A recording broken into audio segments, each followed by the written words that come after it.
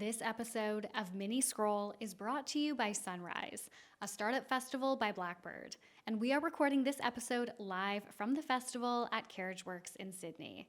Blackbird is a venture capital firm that invests in wild hearts with wild hearts, right from the very beginning. So if you have a big idea and you need to raise investment to turn it into reality, you can learn more and connect with their team at blackbird.vc. Hi everyone, welcome to Mini Tech Scroll today, the daily internet culture podcast bringing you the biggest stories from social media, the creator economy, and the digital space every Monday through Thursday. I'm your host, Lauren Meisner, the founder of the youth digital media brand, Centennial World. Welcome back to Mini Scroll, everyone, or Mini Tech. This is my first time doing Mini Tech Scroll. Annabelle's actually here, and I was like, do you want to do it? And she was like, no, I do not. So as you can tell, this is not the normal studio. I hope the sound is okay. I hope the lighting and everything is okay.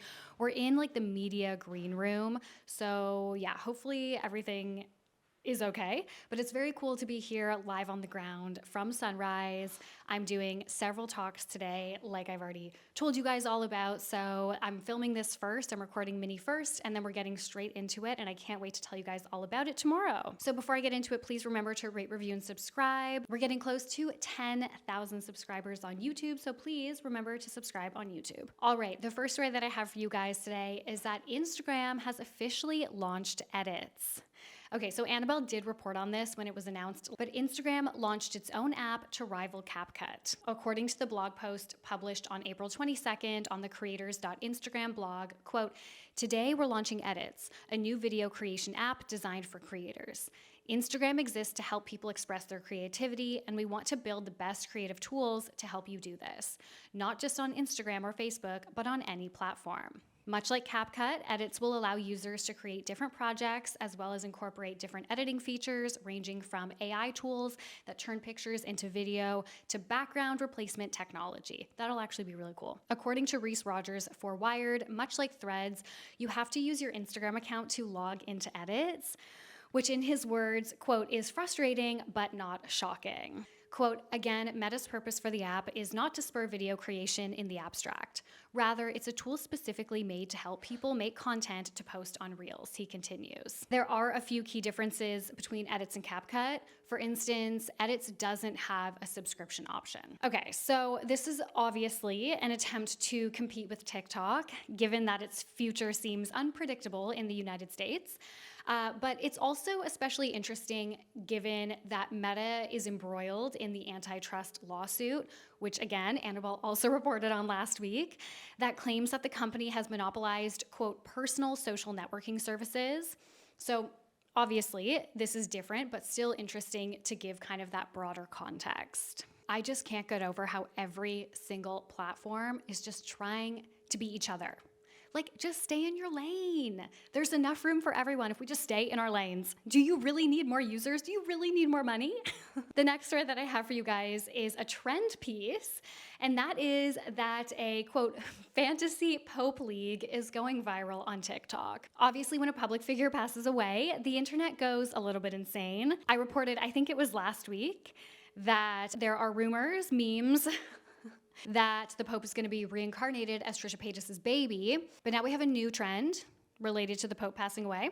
So as reported by Fast Company, one TikTok user whose username is @itismaxhooray has taken it upon themselves to create a, quote, "fantasy Pope League." Quote, "It will operate in a similar style to fantasy football, an online game in which players collect points based on how real-life footballers perform each week, allowing people to play along at home and win points based off of the real-life conclave." Eve Upton-Clark reports for the publication. Basically, how it works is that the user who signs up will be allocated a cardinal. At the time of recording, signups are closed, but there were also a couple questions about the incoming Pope, which scored, quote, "Pope points," and contributed to the leaderboard.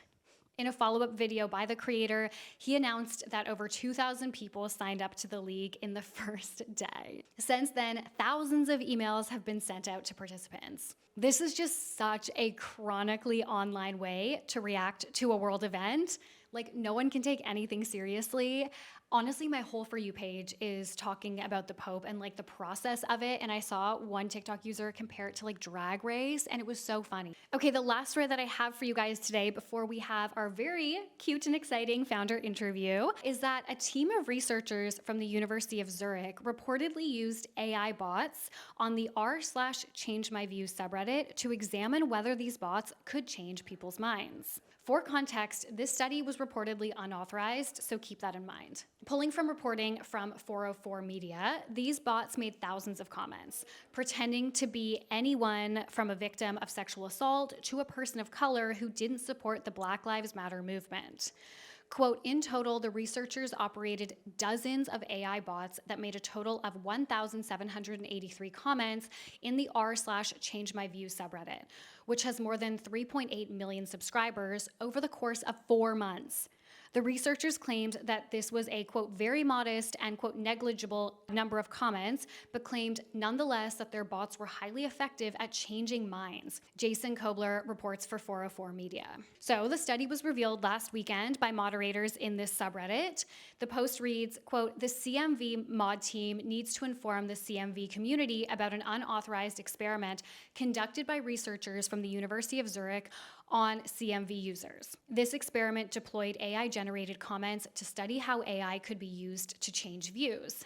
CMV rules do not allow the use of undisclosed AI-generated content or bots on our sub. The researchers did not contact us ahead of the study, and if they had, we would have declined. The post goes on to list the usernames of some bots and some examples of their comments. The mods made the claim that, quote, our sub is a decidedly human space that rejects undisclosed AI as a core value. People do not come here to discuss their views with AI or to be experimented upon. The researchers did go on to defend their research in the thread, noting that while the posts were written by bots, they were posted by the researcher. Okay, like that makes it any better.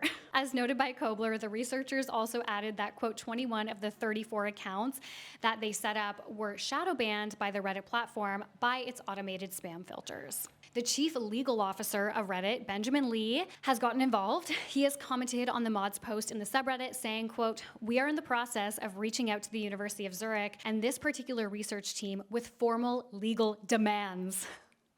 Scary.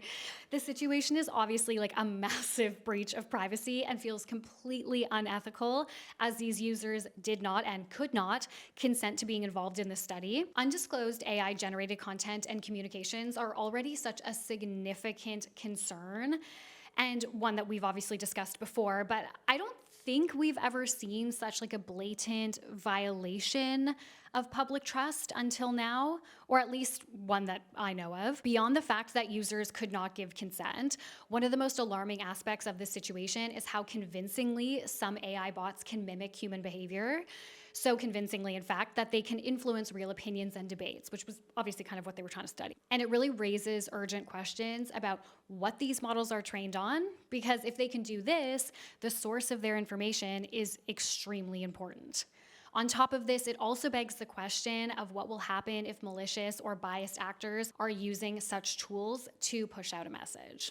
At the end of the day, not only are we losing genuine opportunities for human connection, but also the ability to engage in real, thoughtful analysis and debate online with like real humans. This is really messed up. Let me know what you guys think of this. All right, guys. Well, that is it for my reporting on Mini Tech Scroll, but I'm so excited to bring you guys a founder interview. So I'm going to be doing one interview today and one at the end of Mini Scroll tomorrow, live from Sunrise. Today, I am joined by Henrietta Amevor from The Good Gratitude here at Sunrise Festival. How are you, Henrietta? How are you enjoying Sunrise? I'm good. This is really good. I just did the speech and it went well, so I'm feeling good. What did you do your speech on? The journey of the good gratitude. Was it like a founder story? Yeah. Oh, I love that. I'm doing one of those in like 2 hours. I'm really nervous. I'll be there. Oh my. I'm going to come watch. What do you mean? Yes. Should have started with that. I'm scared. No, it's exciting. It's really exciting. And I'm sure that the crowd was like really welcoming and warm. Yeah. Okay. So for anyone who is not familiar, can you please introduce us to The Good Gratitude? Yes. So The Good Gratitude is a small business that I launched last year in 2024. Started with a journal. It's It's called The Good Gratitude Journal, and it was something that I had been writing since 2020. And it started with me just writing, words of poetry and encouragement during my really low seasons of anxiety, especially in lockdown. And then it grew to become a gratitude journal. And what I really, really wanted to create was something where people could write down the good things in their world and build a spirit of gratitude when life is hard, because life is hard. Yeah, it is. Yeah.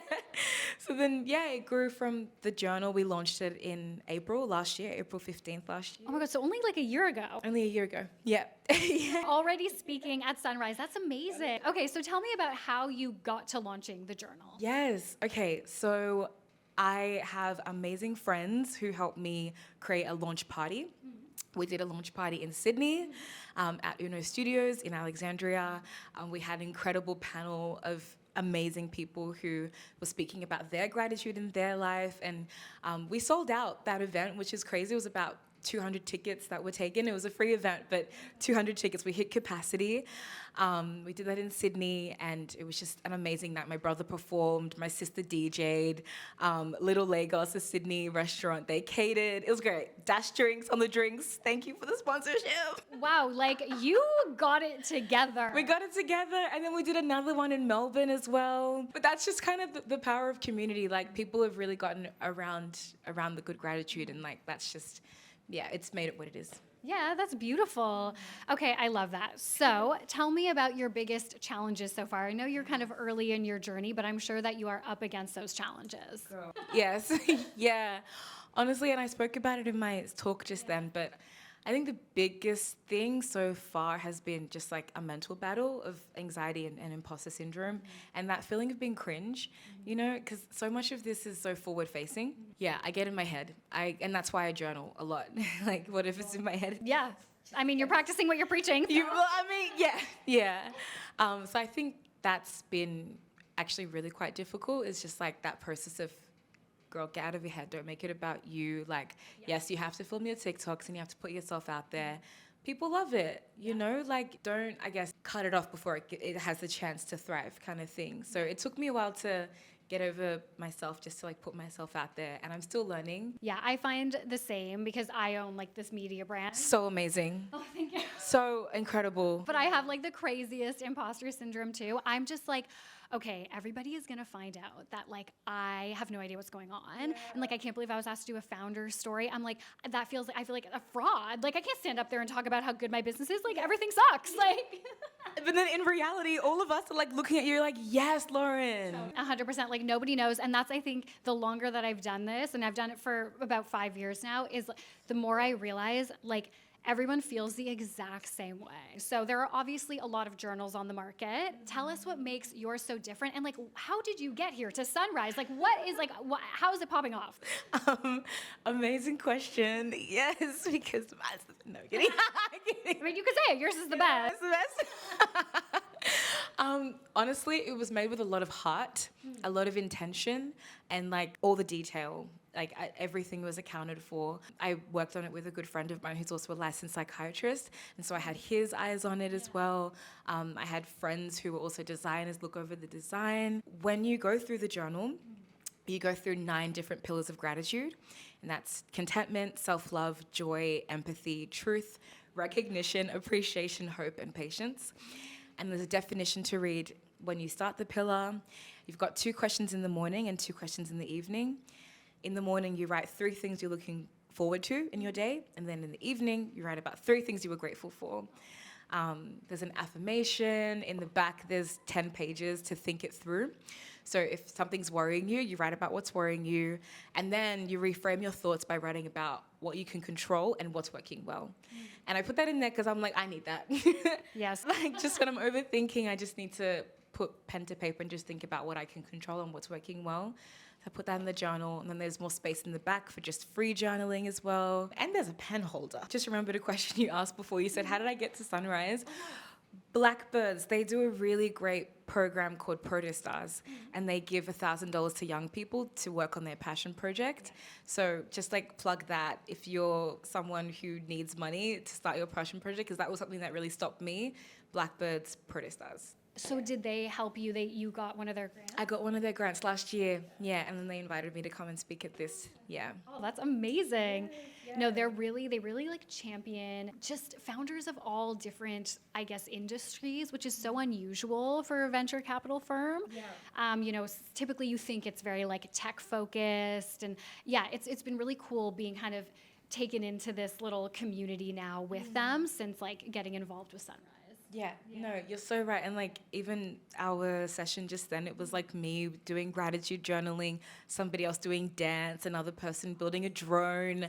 It was, it was just everything. It was a mixed bag, but it was cool. It made sense. I need to take it back to this launch event. I'm sorry, I'm still hung up on the launch event. So tell me about your journey from like journaling yourself to deciding to launch a business based on this, and then how you got the launch event together. Oh, okay. Amazing question. So yeah, I love journaling. I've been journaling. I mean, I found a journal in my garage a couple months ago from primary school, and it was just me like writing about camp. So I like to say like I've been journaling since primary school, but I did start doing it intentionally in high school, just to help me with anxiety and just like get my thoughts out of my head and onto paper. And so yeah, when I was doing a lot of that writing, I knew that made the most sense for me to create a journal where other people could do the same. And yeah, the launch event, like I said, I have 3 incredible friends, Catherine, Gabby, and Ebelbear, and they helped me put the launch event together, connected me to the space and helped me write up briefs for sponsorships to ask people for help and money. And then like community just came together to just come and support.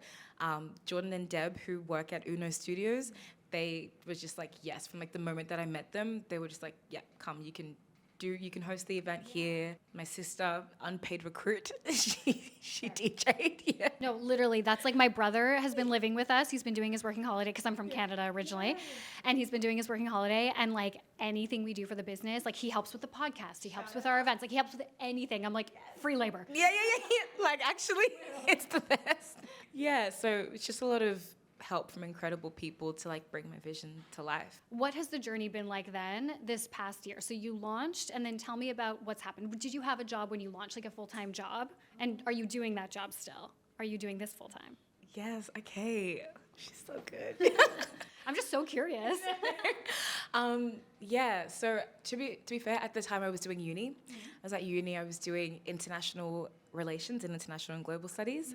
And that degree took me forever and a half to finish, but thank God I finished it. And yeah, I was working on that whilst building the journal. I also do acting, so I was working as an actor. Love that. I was a theater kid too. Yeah! I was. I left that a long time ago, but I was a theater kid. Theater kid at heart. Always a theater kid, yes. So I was working as an actor as well. And now I'm doing the Good Gratitude, but also I work part-time at an organization called Spectrum in Melbourne.